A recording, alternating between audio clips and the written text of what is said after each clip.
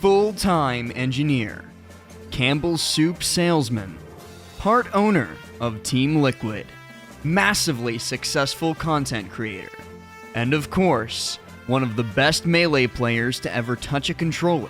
We are, of course, talking about Juan Hungrybox Debiedma, who is currently in the midst of one of the most unique years of his career.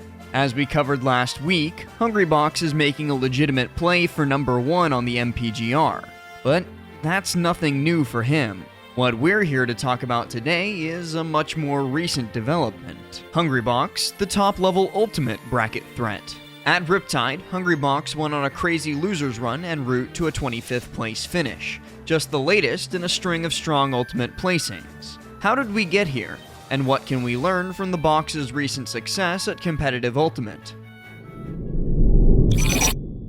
If you're here, it's a safe assumption that you know who Hungrybox is. To quickly recap though, Hbox quickly rose to the top level of competitive Melee play as one of the 5 gods of the game, after his breakout performances at Revival of Melee and Genesis, the first one, in 2009. Hungrybox's decades-long Smash career from there involves numerous super major wins, a projectile crab, and many bombastic pop-offs. One thing that defines Hungrybox is, of course, his commitment to Jigglypuff. As one of Jigglypuff's few representatives at the top level of play in the modern era, Hungrybox is the only Puff player to have won a major since Pound 4 in 2010. Melee is also famous for cultivating some of the top-level talent in other games. 2 players on the current NA-PGRU V3, ESAM and Larry Lurr, have previously been ranked top 100 in Melee. Mewtwo King, one of the other gods of Melee, was the best player in the world at Brawl and Melee simultaneously in 2008, as well as holding the title for the 69th, best Smash 4 player of all time. Leffen's 3rd place in Guilty Gear Strive at EVO is a staggering achievement that he gets to put up alongside his Area 51 PGRU placement and his 28th place finish on the PGRZ. Wizrobe is a top-level threat in both Melee and Smash 64, while simultaneously holding the title for largest upset in Ultimate history, with his win over Tweak at Smash and Splash 5. Even Cake Assault, the GOAT of Rivals of Aether, has a background in competing in Melee.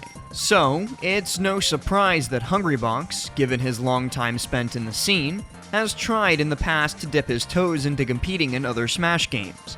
And, in fact, he has recorded bracket results for every single official Smash release. Let's start with the 2 easiest games to clear out of the way: Smash 64 and Smash 4 3DS. Hungrybox entered Smash 64 at Genesis 3 and 4, and placed 129th at both. There's not really too much to dwell on here. Similarly enough, Hungrybox has 3 recorded tournaments for Smash 4 3DS. Side events at Tipped Off 10, Fight Pit 5, and Don't Take My Stock 3, all in fall of 2014. Hungrybox found more success at these side events, placing 3rd, 4th, and 13th. Still, overall, there's not too much to look at in this set of brackets either. Let's start now by taking a look at how Hungrybox approached Melee's controversial sequel, Brawl. Initially unhappy with Puff's changes, he found local success through King Dedede, and would sparingly enter Brawl brackets at majors with mixed results. He didn't place much investment in the game past finding his way onto the lower end of the Florida Power Rankings in 2012. Unhappy with Puff's playstyle in Smash 4, he initially tried playing Ness and Mario before settling on solo Puff.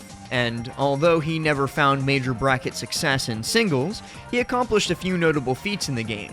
Firstly, he placed 3rd at CEO 2015 in doubles, taking down Larry Lurr, Tyrant, and DeBuzz, among others. Secondly, although the set wasn't recorded, Hungrybox took down Fatality using solo Puff at a Georgia event in 2016.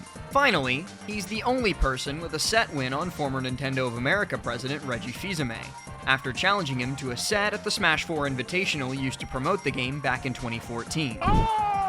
Hbox would body Reggie's Ryu in an exhibition match 1 year later at E3 2015 as well. You suck. This takes us to the release of Ultimate. Early Ultimate was defined by top Melee players trying to make their mark on the game. Famously, Ultimate Summit 1 sent invites to Armada and Leffen, while Mango and Plup were both voted in. Hungrybox attempted to make it in through the voting phase, but was eliminated in the second round. As Ultimate's meta progressed, however, most Melee players beside Leffen went back to focusing on their main game, or speedrunning Mario 64. HBox entered Ultimate at most of the majors he went to throughout 2019, but wasn't able to find large-scale success at any of them, primarily due to channeling his attention into keeping his status as the best Melee player in the world. In early 2020, it looked like things were starting to change for Hungrybox's Ultimate success. At Frostbite 2020, HBox pulled up an upset and got a PGR win over Spaghetti, formerly known as Arfang. For the unacquainted, Spaghetti was a top-level Pichu throughout Ultimate in 2019 who was voted into Ultimate Summit 2 and had to initially field meme pick accusations due to his unconventional Summit campaign style. He then proceeded to make top 8 at the Big House 9 with wins over Trella, Light, and WaDi, and placed 45th on the Fall 2019 PGRU. At Frostbite, Spaghetti was amidst a character crisis and went Young Link against Hungrybox, ultimately falling to the box 2-0, earning HBox his first PGR win. In Round 1 pools at CEO Dreamland 1 month later, HBox would force a Game 3 last stock situation against Sam Sora. Despite showing clear signs of improvement, however, it looked as if Hungrybox's stagnant relationship with Ultimate as a side game would continue. But then, the world changed. During the COVID-19 pandemic, few people capitalized on the new cultural landscape more than Hungrybox. In March of 2020, Hungrybox streamed for 93 hours, while in April, he streamed for 162. In particular, Hungrybox began streaming his runs at Wi-Fi Smash Ultimate brackets. Between March 21st, 2020 and September 19th, 2022, Hungrybox has entered 523 online Ultimate brackets, averaging out to around 4 brackets entered every single week since the start of quarantine. To put that staggering number into perspective, Hungrybox has entered 219 Melee events as far back as PGstats' database goes, which is to Paragon Orlando in 2015. Hungrybox, over the span of 2.5 years, entered 300 more Ultimate tournaments than Melee tournaments he's entered since 2015.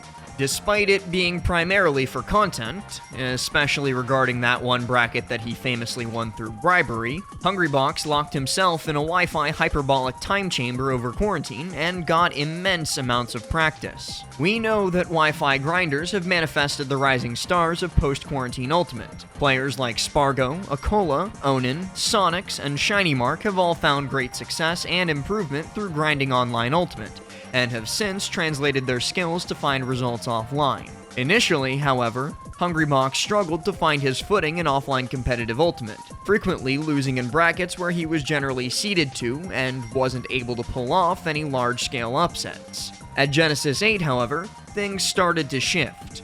Hungrybox upset Viola, number 4 in Oregon at the time, before bowing out at 129th. After returning from a lackluster 2-2 at Regen in England, however, something shifted within HBox. At Wave Dash, Hungrybox not only defeated Jmook and a folding chair to win the Melee bracket, he went on a crazy run through the Ultimate bracket as well, taking down top SoCal players Kairos, Nexus, and T3 Dom to place 17th at a bracket he was seeded to go 2-2 in. At SmashCon, he upset current Philly number 1, MPG. All of these performances got Hungrybox the 53rd seed at Riptide in Ultimate. After an early upset by Florida Sora player Indigo, Hungrybox would go on an intense 9-set losers run, taking down Ohio Paisy Devotion, Iowa Sora Sultan, Ohio Joker Non, and Washington Pikachu H4, as well as winning the run back against Indigo. Even more impressive, however, is his ability to juggle both games, as Hungrybox would go on to win Melee at Riptide, over the likes of Zamu, Moki, Jmook, and Plup. As it stands right now, Hungrybox is currently in contention for the second best Puff in the world right after Base Mage. Given this recent stretch of results, it's a toss-up between him and fellow Legacy Puff main Erika in Japan. Between Wave Dash, SmashCon, and Riptide, HBox has taken wins on numbers 141, T3 Dom, 132, MPG, and 126, H4 on the mid-year Orion rank. And there's still 3 months left in the year. So, what changed in Ultimate that allowed him to find more consistent success that he wasn't able to find in prior titles? Well, for starters, let's talk about Jigglypuff's history. Hungrybox is known for his general devotion to Jigglypuff as a character. In Melee, Jigglypuff is widely considered a top 3 character, primarily due to the way that Hungrybox himself has advanced the meta of the character. In Brawl and Smash 4, however, Puff was not given comparable tools to Melee. Combined with the slower physics engines, Puff was ultimately left by the wayside in both games, being ranked 36th out of 38 in Brawl and dead last in Smash 4 on each of the official final tier lists. These two developments have caused Hungrybox to try and find side characters to compete in each of these games, Brawl DDD and Smash 4 Mario. But ultimately, objective character strength was enough to deter Hungrybox from finding true investment in each of these games. Most other Melee players seek out different mains in successor Smash games than their Melee characters of expertise. Hungrybox is the solitary top-level Melee player who plays the same characters between both games. Plup mostly goes Ridley and Mega Man. Wizrobe goes Wolf, Mango plays Wario, and Leffen made the PGR Area 51 with Pokemon Trainer. Despite trying out other characters, Hungrybox's relationship with the balloon Pokemon is ultimately what he found himself settling on. While there's no official ultimate tier list, few would call Jigglypuff a bottom tier, particularly in her buffed quarantine form. Character specialist Base Mage has led the way with great success, earning wins over Cola, Gluttony, and Chag. Furthermore, there's something to be stated about Hungrybox's relationship with Base Mage. In both Brawl and Smash 4, Jigglypuff had few reps with any sort of prominence, primarily due to the character's perceived lack of strength. As Ultimate's meta evolved, however, and Base Mage grew in prominence, he and Hungrybox began working together to help grow Puff's meta. Base Mage helped refine Hungrybox's Puff play toward the intricacies of Ultimate, while Hungrybox helped use his platform to get Base Mage the opportunity to compete at Ultimate Summit 4, where he took wins over Lavish, Goblin, and Chag en route to a 7th place finish. Hungrybox's ability to work regularly with Base Mage has allowed for his path to improvement to not be designed around needing to spearhead a meta for a bottom tier, but instead about honing and learning technique from a devoted character specialist dedicated to furthering Puff's representation at top-level play. Hungrybox's recent rise to prominence in Ultimate highlights some important facets of improving in Smash. Firstly, Hungrybox plays a lot of Ultimate. Even though they're Wi-Fi brackets, he's playing more competitive Ultimate than any other non-Melee Smash title. Secondly, not only is he playing a better character in Ultimate, but he's able to effectively use his resources and grow connections that help him find ways to refine his play, instead of needing to refine his play in solitary. As it stands, Hungrybox is performing a staggeringly impressive feat in Melee, working his way back to the throne with event wins at Gommel, Wave Dash, and Riptide, and top 3 placings at Shine, SmashCon, Battle of BC, and Pound. But, just as he stated after his 25th place finish at Riptide, he is a top-level threat in Ultimate, and it won't be long until he takes another big win in Ultimate akin to his Spaghetti win back at Frostbite. Don't be surprised when you see Hungrybox making waves in both games. And to any top-level players that are in his path, good luck holding on to that Ryuga Cord membership. Thanks for watching. My name is Last, and I do so hope you've enjoyed this video, and, as always, I'll see you next time.